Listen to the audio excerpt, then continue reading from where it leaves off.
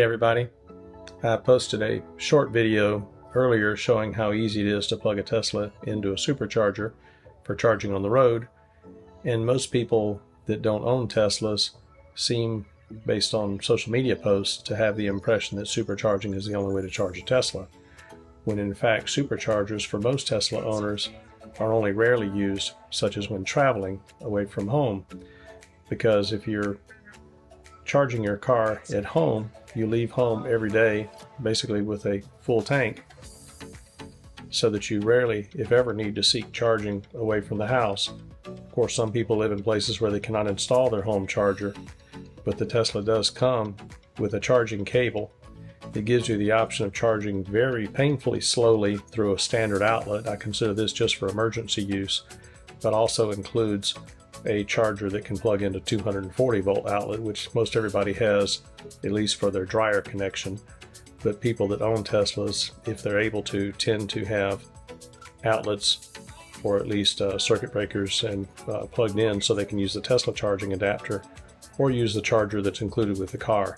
If you use the charger included with the car, you can add about 25 to 27 miles per hour connected to the charger. If you're plugged into a standard 110 volt outlet, the charging is only 5 or 6 miles per hour connected. I've maybe used this twice in the 3 years that I owned a Tesla, and it's painfully slow, of course. Though if you're only using the car for commuting, maybe that's sufficient for some people.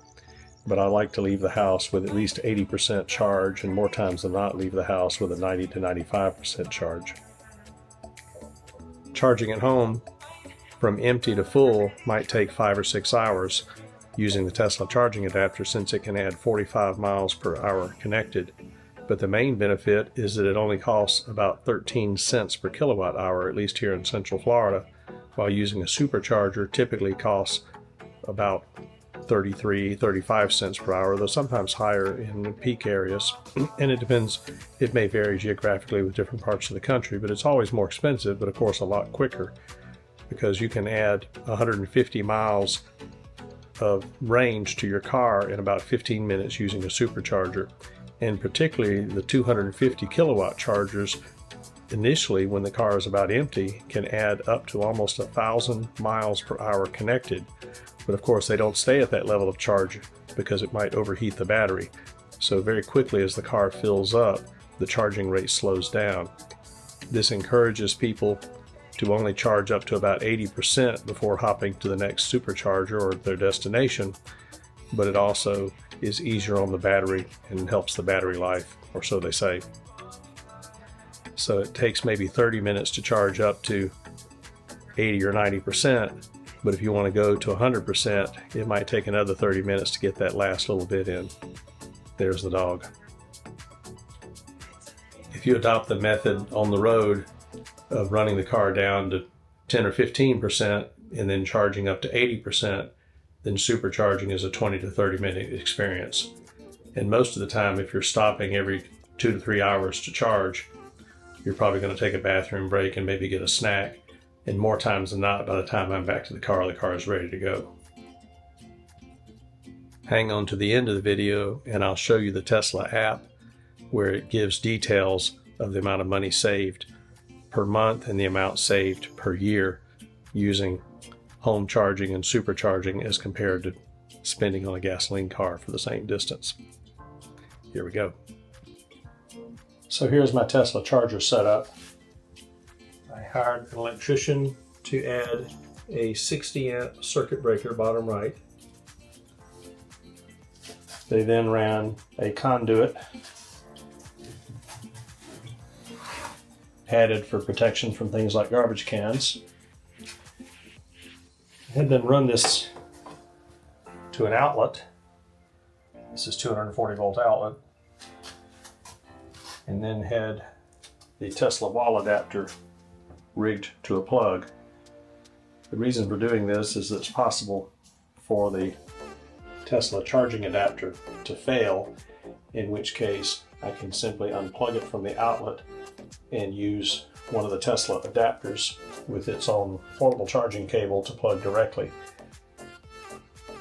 When using the Tesla charging adapter, the 60 amps from the breaker gets reduced to 48 amps. The Tesla charging adapter will always charge at about 80% of the amperage available at the breaker. This provides about 45 miles per hour connected.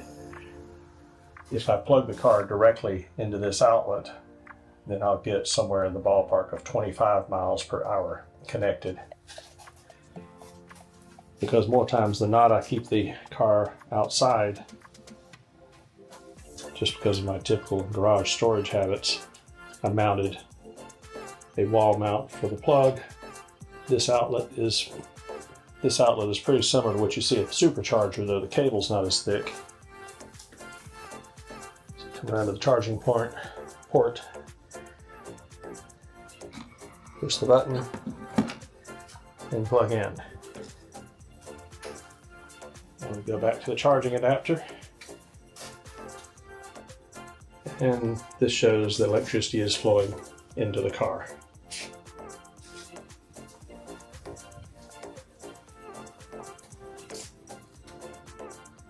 You can also look for the little green Tesla symbol, and you can confirm either on the Tesla app that charging is occurring, which is a good idea if you walk away from the car counting on it to be charging, just in case you didn't make a good connection with the plug. And of course you can see it on the Tesla's main screen as well.